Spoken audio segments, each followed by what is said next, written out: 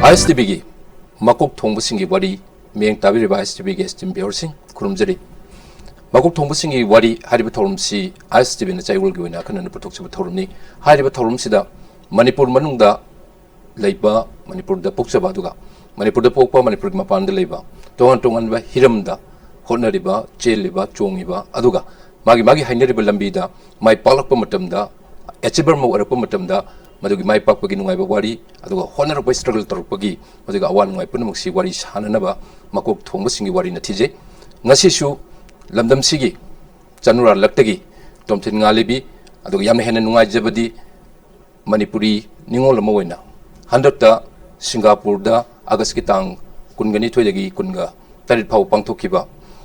Mrs. Worldwide International Beauty Pageant Contest 2017. Hariba contest si malengo in Pantopani for about 32 countries, over 32 countries ki participants na saruk yaba chauba hariba pageant sida India represent tawraga saruk yaba matamda hariba pageant sida khwadi hen nungai jabadi the most encouraging woman of the year 2017 haidna crown si upangam khrabi lamdam sigi sanurani Mayanglambam Daina ngasi akhoi gi studio do jilangsin lebiri Daina na hariba pageant si yaung nan bu honarak paduga Achiber Moina, Masi San Torpumutamda, Tengarapa one way, what do Sajan with the luxury. Then I see a question to the ISTV studio Lingiri, Aduga, Tashena, who's any Krapanjabaduni, Hariba Pazensi, Tangba, Vitibi when Malingu in Yamacho Pazentamni, Hariba Sis, Yabiru Matamda, Award C, Achoba Crown, C, Masi Upton Lapibase, Masigin Wajabase, Ahan Boina, Maduki Tagat Way Haitare, congratulations, Diana of the piece again. ISTV Yangiriba Miam Kwaipum Namaku Mayanglambam Dinana Kurimzeri.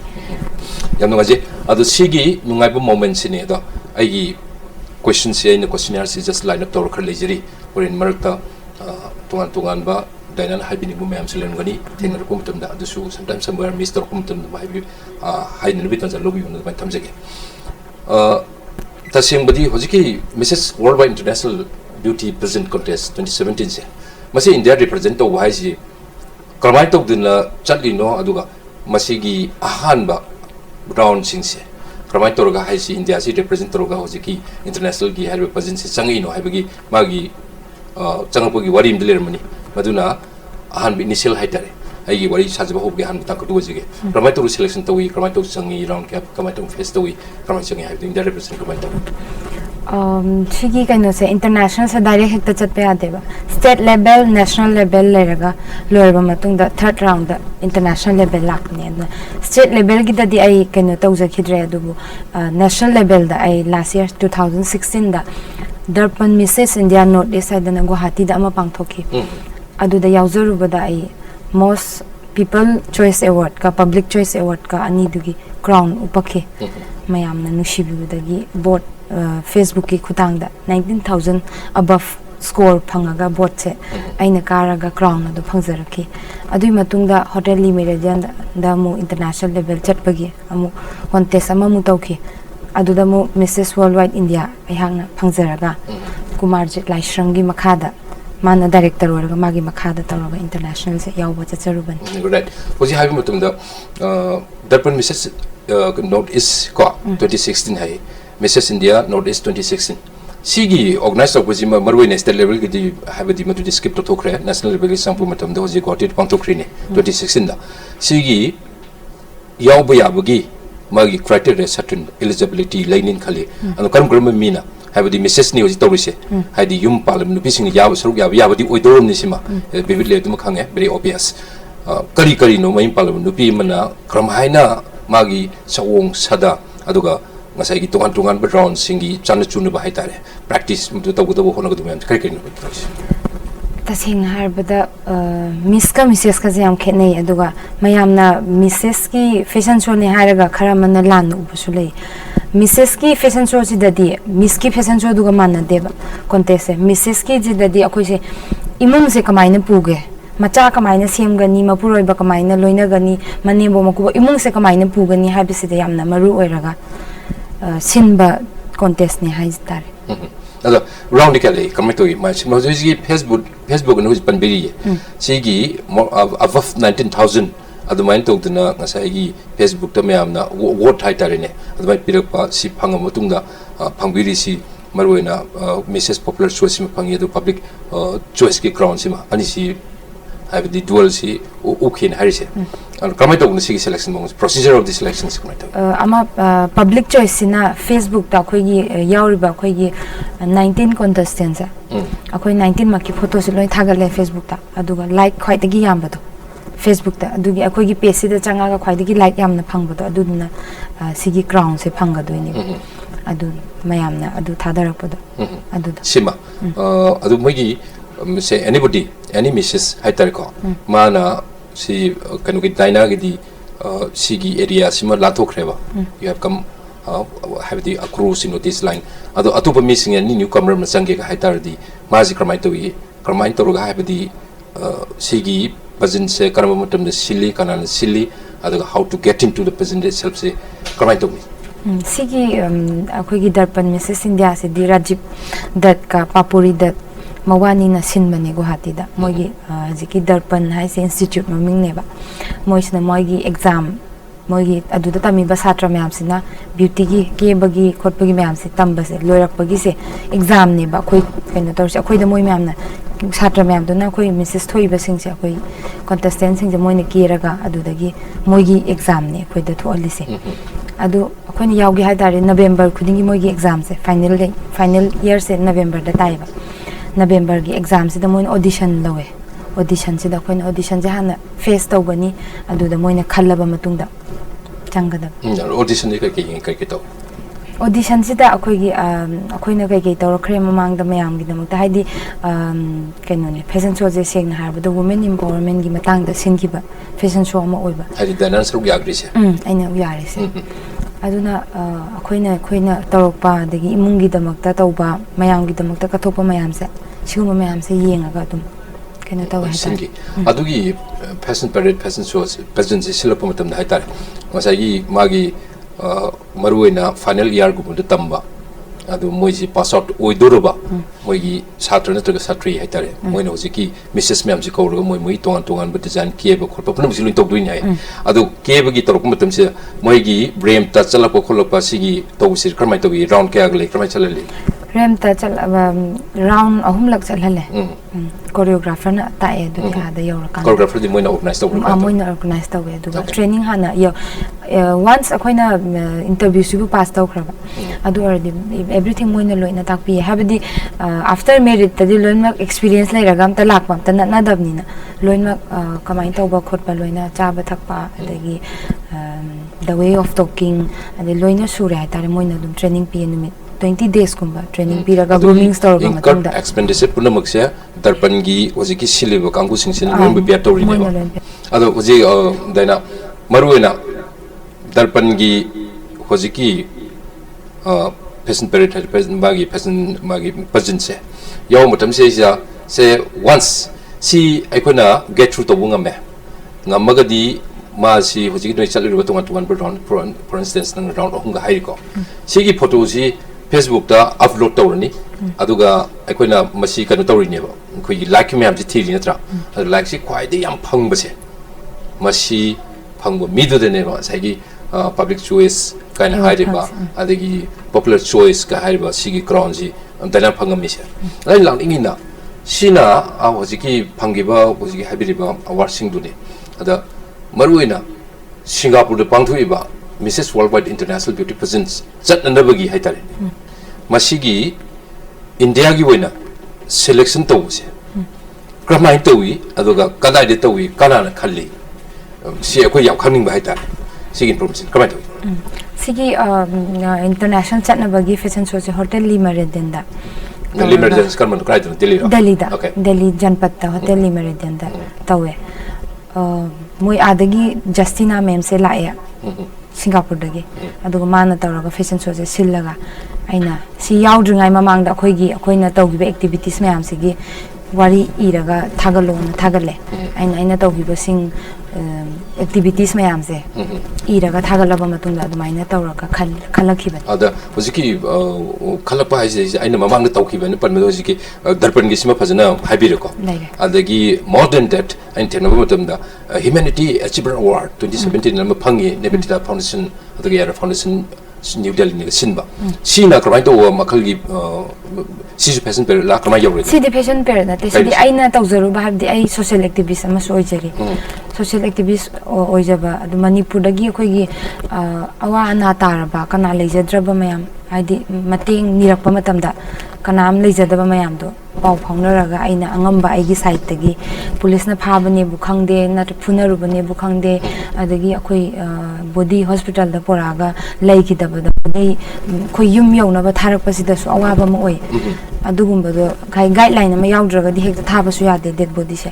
aduguma mayam do khoin aina aise Delhi police for north east da su chahi ama leijerame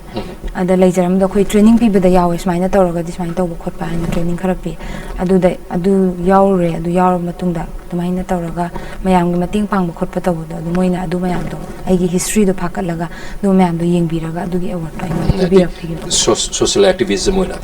Delhi da laiba matamda hairibe area sing do haitare adu fazana work to ruba dugi recommendation adu accomplishment me adu award ne pire ise simem ngada hojik le meridian do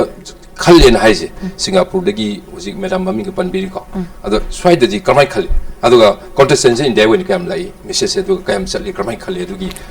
process of selection haitare adu nominate to ga ko India representative statutory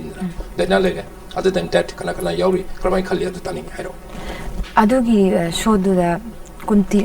state kun represent tawe India wena India gi wena aduga adudadi akhoi gi fashion show gi type ta kana tawde show round ama khatang tawe aduga atai di anambadi akhoi mai gi mama na torokpa sing mayam do du yen khalaga jiki wari iraga semaga adudo khanla hojiki mana iru u hani sagi kind of masi track record haigadra aduga biodata na sing puna mukto hapaga tawgi sing de sing adu thajin de khalakone ba adu state ko lumde gi lakpadu mi kyam khange finally Singapore gi se yaw yana na mi ani khatan international level kano da yaw ba yari se haidi country ma de gi lai se do dainaga atopam ne kan aiga imana bi amaga khalle mayang nu pi amaga kai din mana kolkata dagi ne right hojiki si khallaga siam achobo swai khalapa je arrive na te ko state kun nigi la ineba mi mem se adu muk lo na screen tor mutung de da finally sat pe yalin khali ji boiba ada ji mai pa ko lam se dum khong thang ma hore na dum ako je feel tore adu Singapore da sat pasidi kramai to wi moine chat pagi mong moto haibadi pasam changni na chowa problem changni digi ada to du mem se certain magi swai da to gi badudi ba ko gi country si ga di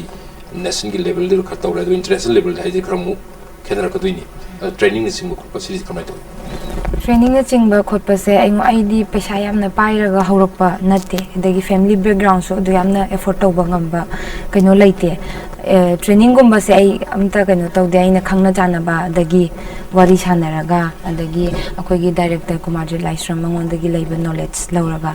dumaina tawraga lauraga tamjaraga duga ai gi fitness ki oina di anatomy lifestyle fitness moigi amagi manager chi Sanjit haiba nupasina ai gi dama ai na chatri babu gi tha taruk se adu India gi tar matung da national international chatore haiba gi tha taruk gap leiba adu gi tha taruk ki gap manung sida mana tha taruk sida ai gi isada watpa semkat pa yaba grooming so ba yoga adagi zumba class aduguma mayam free of course ta igi tha taruk moina sponsor to birakhe aina yang khangning je dayana kanoni khogi somna kan gi darpan gi kari gi to sim to reko maruina India gi represent tawraga hojiki international gi worldwide international beauty pageant contest se yawn bu hona bada haibani Bharat haisi India haisi am chawr lamni state yam lai rapone ba mi kayam yamna lai aduga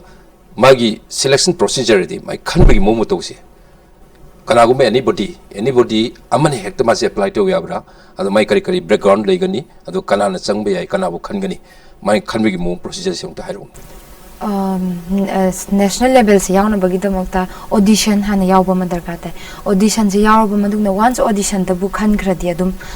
sigi contest se yawba phangdoini adu audition khalle harba matung dagidi akhoi isa se education yawdaba darkar lai abdi question answer round yawri aduda adagi fitness isada kanu oidaba yade adagi grooming show work ta kamaina chatkani khotkani dance ki round yawri maina makhal makhal gi khara round yawri maruena national level gi sigi audition round ma face to butai ba si chatna bi hona bada adu state kaya gi kayam yamba participant handaki hadi 2017 gi lakhi ge hadi fight tong ra imni na net to net chatna ra kaduni ko aduga moina khana na bu honna bada hojiki moina audition si da kari kari tawgi example aduga kana kana bur khalli aduga country ma ise thagen tharabada country min mi ke thabiyagi hadi participant magi represent all country representative kona kayam thabiyagi adarum thairo audition se yaraba matungda khalani aduda akhoi aigi oinadi yawjarubada khoi try pan khalle try pan gi manung try akhoi try pan se pulap yauna nabagi sem saba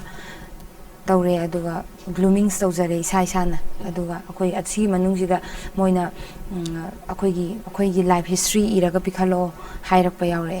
adu iraga pikhalani adagi adu loiraga mo akhoina life ta kai kai thengna gi ba kai kai tawgi ba wari khara iro hai da khoina tawgi ba sing da iraga pikhatnare aduga state ki country ama represent tawbase mi ani ani yai chatpa adu ani khalle khoi ani kolkata gi amaga ai hanba lakos da audition je mi tarani pan gumne ba la isi manung da mi ani khanduri ni natra adu khalapa matam da hoji takpiri se isa gi track record ama soin semani adu da profile yaurani adu gi kari kari tongan ba activities kari kari legi having sing yaurani natra simaru ba criteria am boiri adu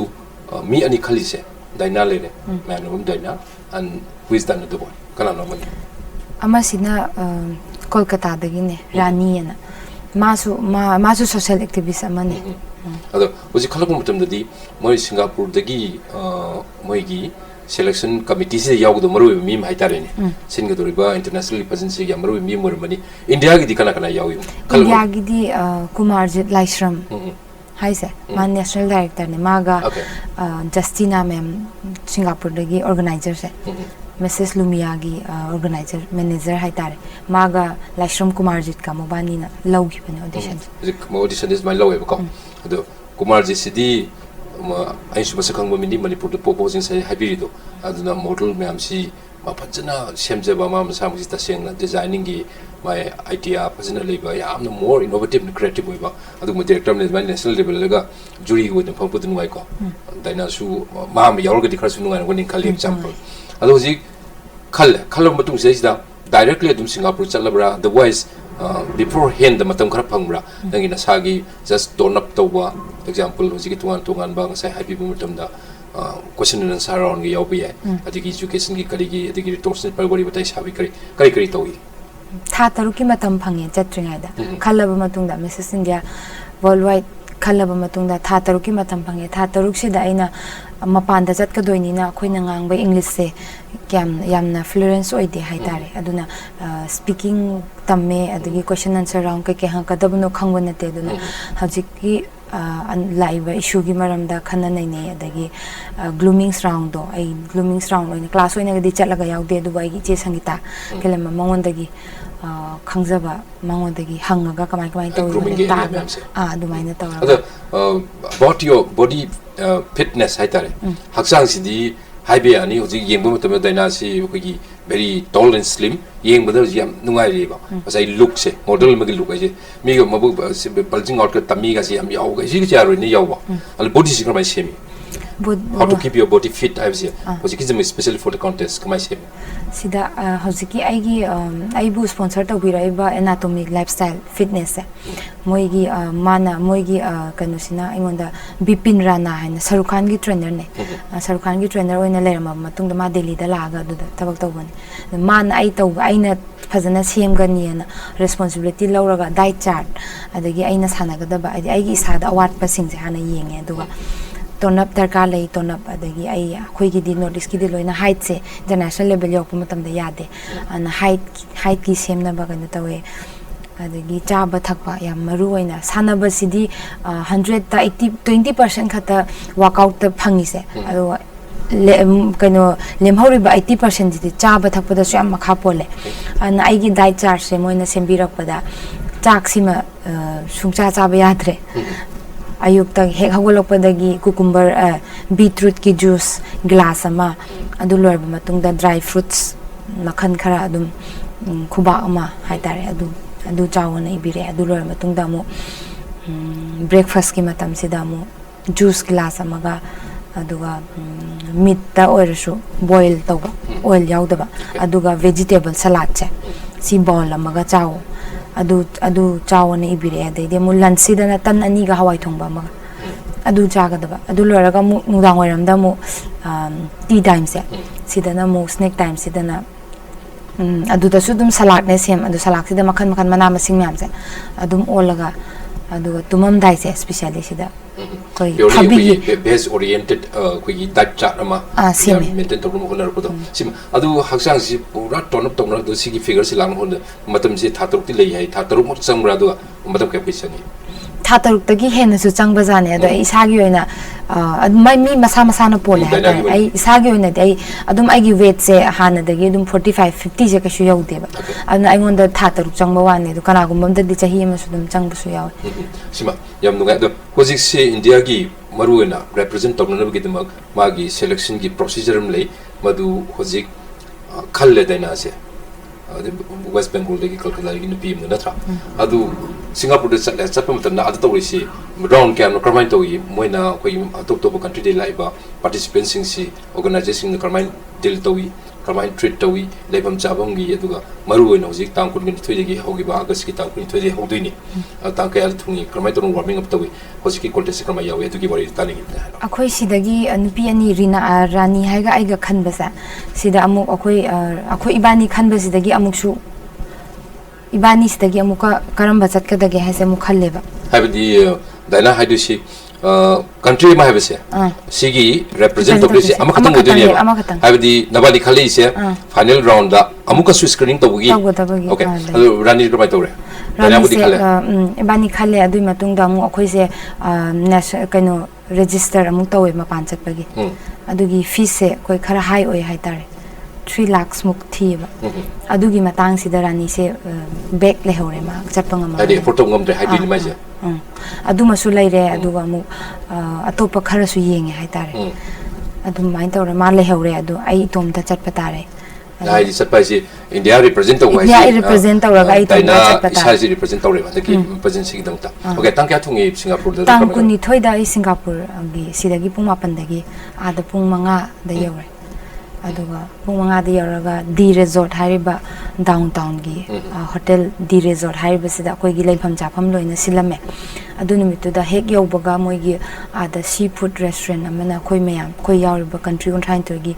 represent kanu mayam se koi mayam dinner ama invite tawe adu numitu madi mayam dinner chaminaraga mayam introduction self introduction tawraga loire nongalaga badagi grooming section haure mayam loi thungnar e hek yobaga photo section haure photo section sida swimwear shoot photo shoot yauri traditional shoot yauri gown round yauri mayam ji photo mayam loi namthoga khoi mayam khoi mai gi country gi khoi gi mai gi pothok hai tare mai lam da saba gift token amam khoi mayam je share tawna bagi tanja ma supi moina ado admai tor mai adugi program du da admaina tawraga pinai mayam khoi har ko matam ni maruina country ma represent tawram ni na india gi culture hai tare sumba ade maruina daina di india gi northeast part tagini manipur tagini ado ko gi tongan bo we to have our cultural identity ga sile set pa chawa bunmak hiron ga harisu magi apparel whatever si ojiki round singdu da round singdu roji habiriba swimsuit yauri hai example round sing round curly round ahum ne habna ta ado kari no sele se kamai sele da dress kai ki sele ahan bada traditional round tawe traditional round sida id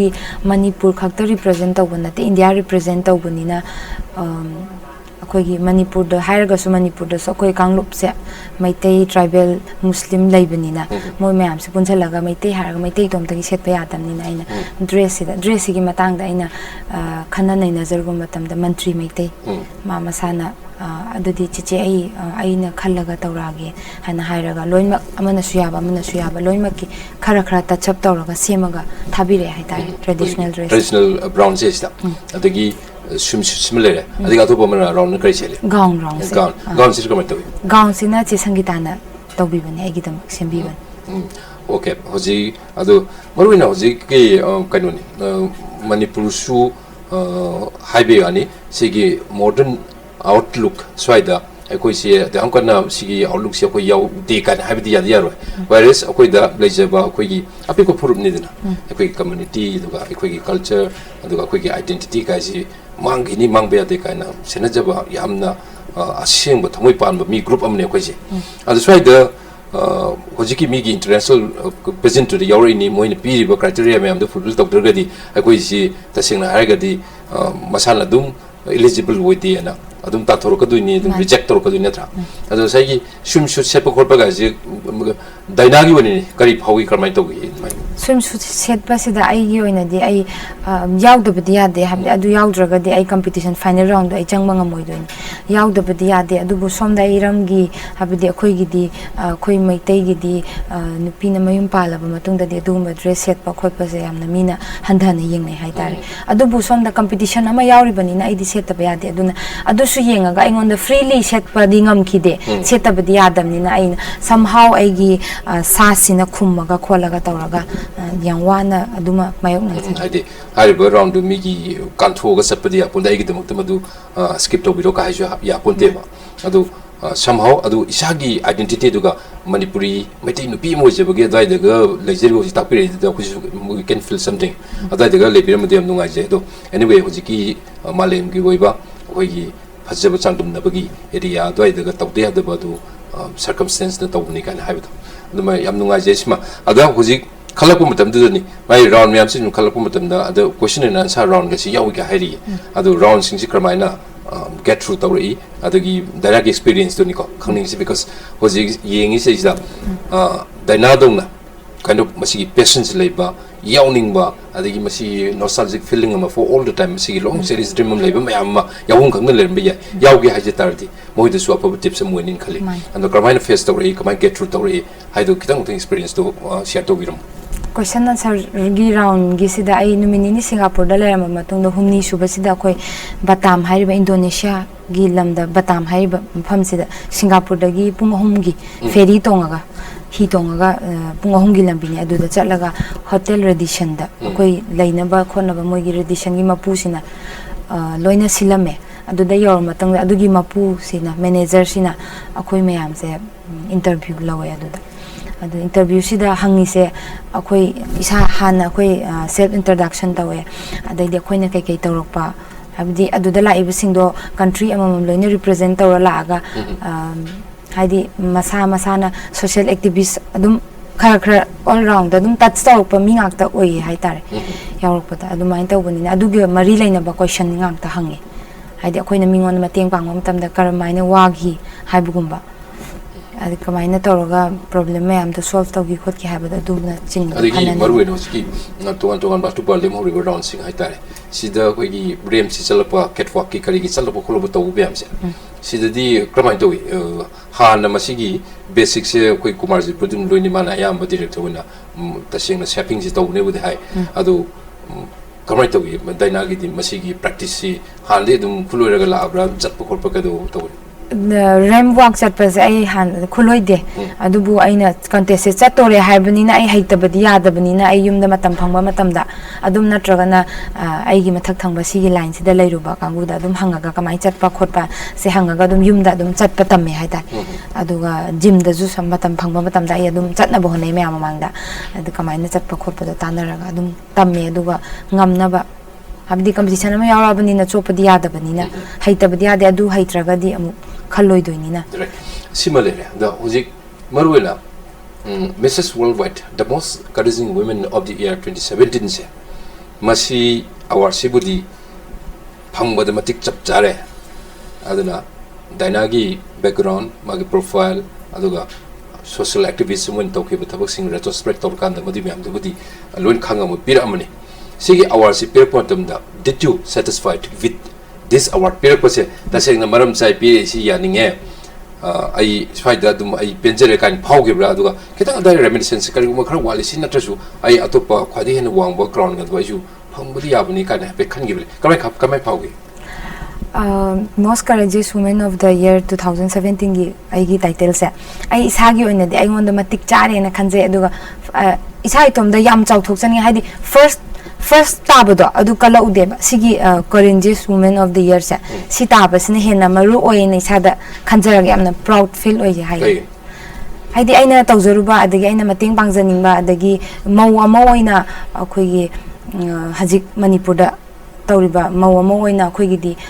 ahal laman na panba oibnina adu mayam si manung da mapan thokpa kana tangamna de adu smaina tawbse thoklaga aina smaina ngambaje smaina aigumba kaya kaya su tholokpa ngamna bagi haidi aina awareness campaign ni khangde amani khangde sinlaga taaga dumaina aina aisu singam gi dumaina noisu ngamu haiba enu se hainingi mayam da ada kari umatam da hoji sudo conservative boy society mo itai manipur se kara koi si loin bok toloi freedom se haidi pre promoted emancipation ga loin phang have su yadri ado it doesn't mean that haidi yam pitho ga ding tang mayam phangalaga akoi morality compromise to have su nate ba aduna akoi gi sti tongan ba akoi gi logistic hingba gi haitai masidi atopa malem de leriba mi khuding maka koi khar khena ba khar leje aduna akoi su we are really very proud to be a Manipuri maitei gan pokse besi ngai jai na koi su swai de lakpa matam ni hojiki kind of competition international level da yauri national level da yauri sumba makhal gi beauty pageant me ama hajaba tang bagi adagi maruina sakhen bi me amdu khatna tuna maruina fashion gi world stage da ahen ba masigi set pacha ba da pakcha bai tungan bam ni quality ni sona pithorpa madugi hajaba gi tanarpa adu mayam si culture ma lakpa matam manipur da hoji europe da na daina su ji yaudna chali si ekoi society for all the time except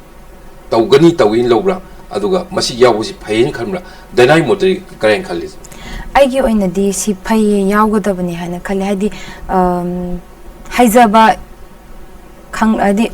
masak takning ba mayam leidana ko aduda sigumba se smaina simbiraga women empowerment hadi phajaba khaktagi sunatana atopa category mayam leidana tawba yaba maw mana tawrise imung su puri macha su senabana bhonei aduga mayam mirak su tilli haibado aduni yam nungai di adai bu kharbu yam no bo haning hai tare dena maruina maitai nu bising sigi laiba pithorpa tongan ba magun aduga manipuri nu bising sigi leijari ba tongan magun hai tare in different areas da adu phajaba khaktagi na tewji habi bado aduna yumpa labi aduna nupi mana other than magi household chores imu nungi thabak masa ko sensible lai su tambagi adagi mawa mapuroi bagi seba toba adagi working women thabak chana honar pa punamaksi laina dagi hendo kanda sium bagi malengu competition mi yaw ngam bagai se madu taseng thagat ba really madu appreciate tawi habina tana topa negative mark ma pin na bagi madu negative impression lai na bagi ta kesul ten power ado yam ngai ana si spinal lak pase ado aina hanging idi social worker amani social activist amani hoji dainasa delhi ka gino hoji topisa delhi da khoi se delhi police for north east cell haina robini puna luchingba group ama akhoi manipur akhoi north east tangi oina state ni pan na chingba sigi akhoi representative ani ahum khalaga akhoi da I card issue tok thoe aduga issue tok ga khoina any police station da changaga any crime lakpa singse aina manipur gi whole crime singse aina yengadaba ndomai tawdana samis ki su lay meghalaya ki su nagaland ki su maina loi khai doe hoji musi the same thing hadi the same profession tawribra do kari woni lay krai lay delhi kai tawri hauzik su tawri ai sama ai delhi manipur bhavan da lay akhoi gi office na motibak ta notice sel adu motibak ta gi amu hong to khare saket ta amu hong khare no sel okay sigi sima tawre adagi marbuina notice sel lay matung dani thengari si manipuri context gi habi hai aduga hoji wari shabi matum deri regional context gi entire north east ki wari shabi ri ba ada toine delhi si hoji ngasi ngarang da sungai very recently adana mi si leitaba si bana ba happy ba ka yam tari akoina rap ki kari ga du Delhi si tasing hai ga di crime capital city and ma haineri ni na crime si yam na ma si porno pe area mo le ado kari kari no thengari se do dainan tor si kai no ada Notice le matung da ahan bada akogi Manipur dagi patient cancer gumba na ba patient mayam la ya da and easy khudong cha de ya habadi sidagi mi gi lam du da layeng ba chapani na i so isa gi lam da layeng bo era ga di mari mata sagai na te mayam ma lai i wa pa matam da ama adum piraga adum line phangi hai donor se phangi hai ta dubu mapal lam sida di donor se mari mata khangna ba kan amta lai bana te sukang khangna da balam am da chatpani na sigum bagi awa ba si amna anam bana thengnai hai ta sigi matang sida aina aigi khangna chana ba adagi akhoi group to da so akhoi dum thagi oi ba akhoi blood donation camp sille adumaina tawraga blood se mating pangi adagi akhoi ada khangawdana naraga legidaba sumayam yawe do body se nahawai di porak na ba adi yum tana porak pasingam naramde adu Manipur represent to hari sing Manipur gi wari ko sa Manipur gi wari pum hadi body se Delhi du Manipur se porak pase abdi process mayam ma lay dead body ma porak pa se tarai puraga hekta lak pa yadam ni na hadi police ki haiba ma the hospital the dead body certificate adagi NOC not objection certificate si yaudra di amu purak pa yade body se adu akhoi micham amna chappa matam de sigi procedure myam se khangda bani na pubangam da na ada dum mai thadom bu sudum mayam ma yawe adu hojikti akhoi na adugi se wari sanaraba matungda adugi akhoi na chalaga police station sida sigi mi se sini se akhoi na identify tawdoi ma se silam dagi ni sini akhoi amana risk lauraga che sang se semani aduga dead body se body embalming tawbirani aduga adi body se laigidra matungda di yam koina thamba yaba potsu natabani na akhoi na athuba matam da tawna bana AIMS hospital se da akhoi hainaraga minister gi site gi hainaraga thamme hai tare aduga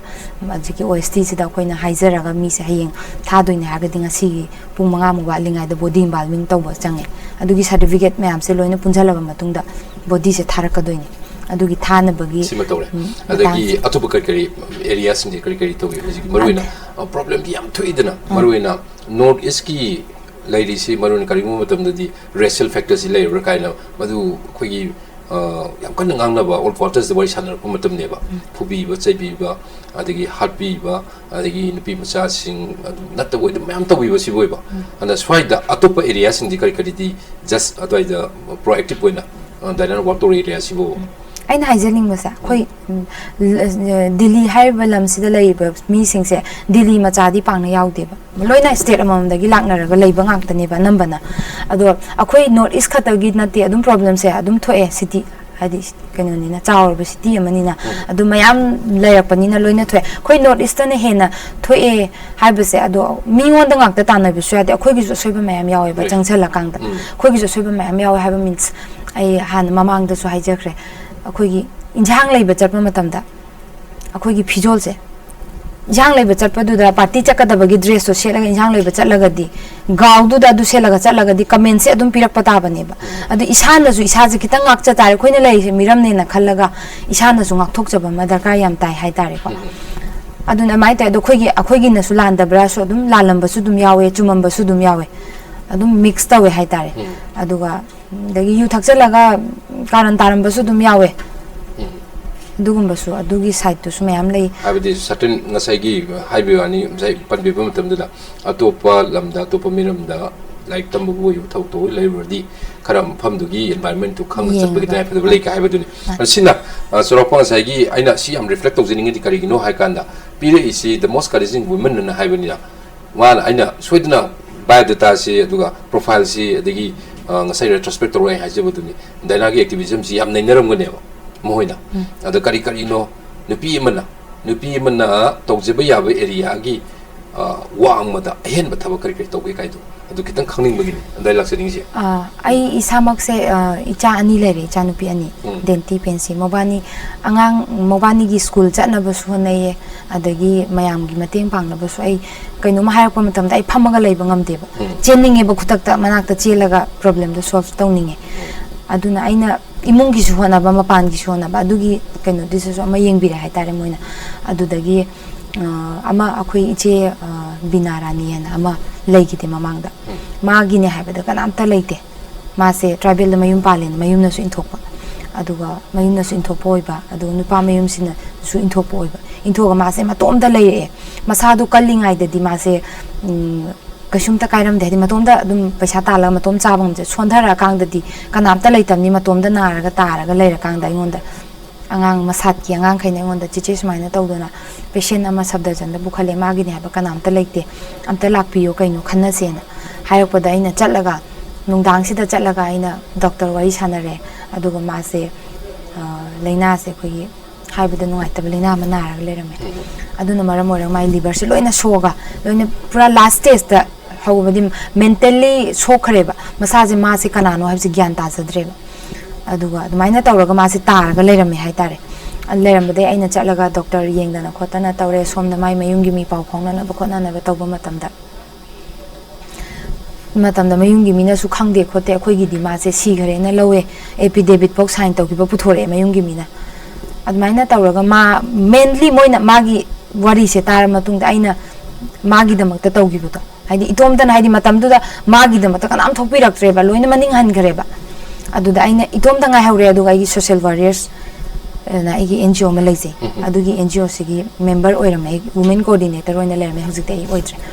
adu leiringai ne aina ibung ai warriors ki akhoi member mayam se tanara matung magi paisa changba haidi hospital le pukhala bunina magi paisa changba adagi aina su ma se numit chupadi mai manakta leiba ngamda banina leita basu yade ada aina nomagi akhoi anti ama nomagi ma sena naba nomada lupa lising amam piraga thamaga comment over ji binarani have no trauma comment over ultimately mase pura adu masana masasi gyan ta zadre mangonda thengbu bokda ma adu still alive to hing oidre mase numit ne laigidre hapta amaga kaino hapta ani di phade man laying ame kanna adu mase laigidre ba magi poloi na ba mi kana hapta laigite adu ai sana to daina yam chauna da da responsibility se family gi punamaki aduna saida asengba social worker ba da haidi service to the people se masi pin wona bada hoji habira ko wari da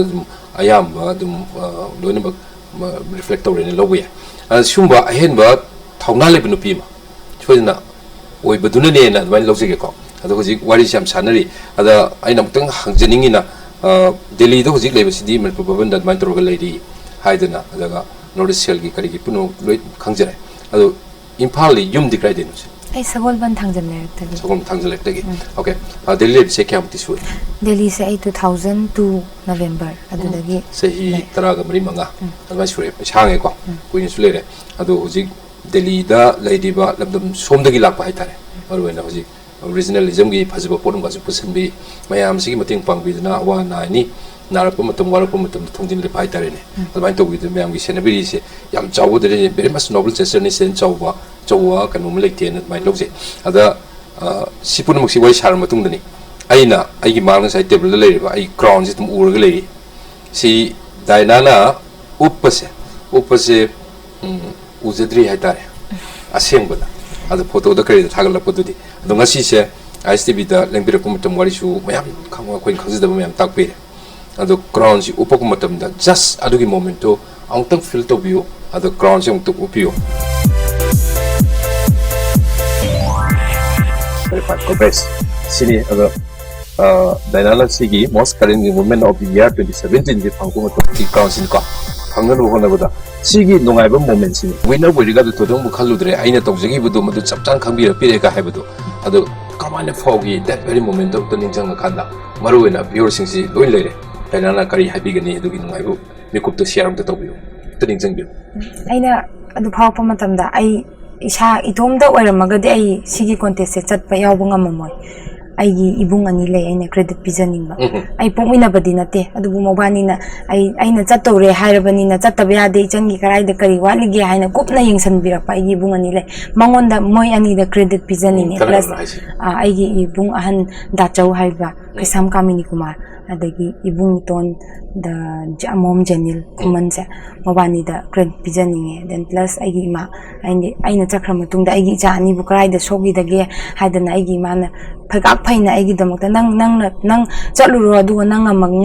Ngamaga Lakadabani Habagi Asasi Toraga Awaba Mam Ailaloina Tena Horagena Kalaga Agi Mana Agi the Mokta Awaba Pubi Hoda and the Agi Jani Nasu Mamana Chatada Mangolo Crown Upaga Halakadabani Mama Natra the Yum Chang Haloi kind of Ichani Hapu Crown Upe the Ichani Mamang the shoe had the Ichana Harapudum Aina Tohon Bangame and a Kanzara Base Haitum Damna Harauba Nuaiba Masung Nuaitaba Boki Sada Nuaitaba say if Aina Pazana Pesanu Sayam Paidana Aina Sigi Kanusi the Chalamagadi I even first spoke Tarak Paya Haitara the Aina I wonder what Pame Amama Lake would night Tarak Pangam Dabani Hana Kale do Dugi side to the Kitang Nuaigi they have the dress mark the sailors in Tam the set Pangakide but do the have the ID dress on the wire Gapubane at that I take contestant like even Mayam do the my Maggie country do not have the Koi Manipur Gidi Amu Sibumba Sida support Tona double Obenin I give them a sponsor can am the Toloki Dematam do that sponsor like the Banina is Hana Pocket the gift talks up an Edunaziki Bunganida Moina Quiti Tibiraga Karatoraga Igileza Karatoraga that's Ngam pa chacha gi bane aduna dress mak ta sela su ining thungi de hadi ai gi de aman ba pura ga selu ba don loss heart akoi ju emotional bari ko aduna nungai tri gi no nungai ta bai se ken sidi nungai ba numit ni ngasi bari sana je su nungai ba du phong tok pune ko tok jeri se ada kitang bit emotional lo bari ama yaw gi tung phaurin ko nungai ta bai se ken no hadi ai wonda full support like kita ba financial problem like ba adagi aina hena Haining Bakaya, I Haibangam the Ngam Kitaba Mayamda, Adu Mayamdo Kalaga, I Nungai Kide. But do Sidi Tasina, please don't lose your heart. Masidi Haibeani Yamna, a people canonetico, Panga Ise, Sidi Mila Ona Taura Iba, Panga Isi Malingue for the money, Aduga. Taurishu, ID, my Pakusidi, India represent the Hore Habido. India, the Kalaga, Malingue Badu represent them on the Yaurani have said my Paku was Liba. How rainy says Hajabuduni. The credit may am the piri. I don't see Dinasia. She property said Dinasia. Not only Manipuri property, Aduga, not Iski property in Lowware. The entire have the entire Indian nation Sigi property wherever never. Masidi. Aduna ID credit baby Rakumatum. Otherwise the shoe. Now you represent India. So you bring in the crown for the people of India. Otherwise, the Gasu had Kai Honey. I Ishada Yamna Harabanungai Pausagi Habidi. Aina Jaluribodo, India represent Oraga, Isagi country, at the Isagi state, Takari lay, Habamayam Sisu Adaloina Udle, had the Kogi country Sida Kake lay, Kaketo Boyaba, at the Kake Ying Bayaba, Ko Indiana Kaketo Lake and Siboda. Mayama like a woman empowerment Tang the Su, a Kogi Miricom, some Harba, the Mamasa, at the Gisata, Luhonga Bamatunda Actanita Mayamse. Aduna, Moina. Mayam na wari di loina khanga labor pone adu makata ba present shogi shumba line sidadi aini han hale haitare siam nuai aduna sigi contribution se area singje mon sports example Maricom Sarita ka haibiri moisu of international repute ni moinaga tawmi ba sports contribution yam chawra jani adu som dong fashion world se ista phajaba tanabagi keba tanabagi lamje su dainala apa contributor mu gani la isi dainagi su achowa swaida kanuse give them to the people of India to be able to my low way. Although it's not the funny, have the scenes are with the BI. I don't know why the women empowerment key. I don't know, Nupi the Henbasakti Pio, the PJ the puzzle of Tangadonate, and Nupi the Sumogi, Legeri, but Lotan Labor Talent, Bamse, Nasidi, Utokalo, I don't know, Malengo no Tolo, Nasan Kapti about Kalano, hide that longer Kumatamzida, Nasidi, Dinana, Manipu the Poxa with Dinana, India represent Oroga, Singapore, the Pantopa, present to the grounds of Painel. So I die Quina Harauba, Tagatpa, no, I haven't a to buy him later, and it's really very must quite a job, the Gumba, success money, it's a minimum of my local. The Nasi, what is Hanavi Tanzas, Yamis Hanani, but time limitation currently, and the mana, what is Silapitans are lux again. Adu Hosi Manga Yam Nori, Adu Tasena, Yamna, Helitam to Viavigaria, Yam Kaniswana Vidico. Adu Kari no Anapada, Tony was NGO panbiri sagi NGO kana pet pangi bodu sagi on established to NGO level Delhi da adu kramai to kari ga kusan nari kramai work to ri adu kari maru women empowerment matanga adi social activism mo kari to ngule women empowerment matangda akogi day to day life ta hajik manipur da thengnari ba awaba mayam habdi nupi na mayum palaba matungda mawa mapuroi bana phajana yengsin biraktaba adagi chaningai thamingai leiraktaba adugumba mayam siga moi singjiga hakthengna na wari sanaraga kari awat pa leibage habdu toraga tanaminaraga karai phoba aina mateng pangba ngambage adagi kamaina toraga di aina pangba ngamgani habagi matang sida oina ai kaino toraga handazaraga khallaga amaina oina makha taba aigi life se mayam gida kathoke haina khalle adu asagi changse leiba for the last 12 years until labor matungdaga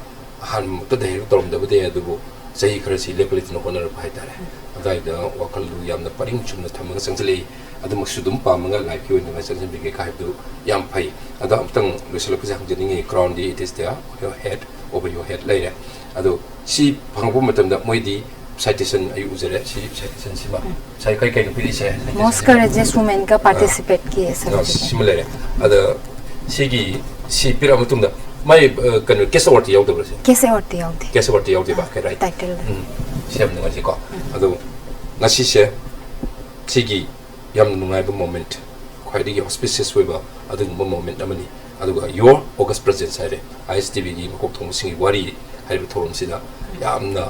boldly lapiraga thengnaru riba contest mutang maru bopum sing ani semjeba question gi line haidare sida lapiraga bakum yam pibi maruena viewers ni yen bibo tamda who is Diana aduga Diana asna dasenga sidi the most courageous women of the year 2017 haibu si malengu ni pangpo mutamda magon de yaw kind of personality mani yengi mi aduga mana uriba thangbu khongthang especially haidi towards the service of people haitare aduna people gi service ki dabak ta katho thawai ma adu haiji khabi mo tamda yam han nungaram gani khali aduna tungan ba line da tawbungam ba sakti lebnu pi me amanga si song thorotna dana dona mai pa ko resno habsima ngasi ta jasi lawga man me am da su thamjage dana so we are really very happy that ngasi gi lembir ko siam nungai je adu khanbir ko kul mo tung mai pa na wana bangam boy biu adu matum sang myang sewa to bi ko hari ko pamje aru bene thamjage wabam singsi thamjake bol loina ngasi gi matang se Makokthongbasingi Wari loisinjare meng ta be be sing amakhan khomje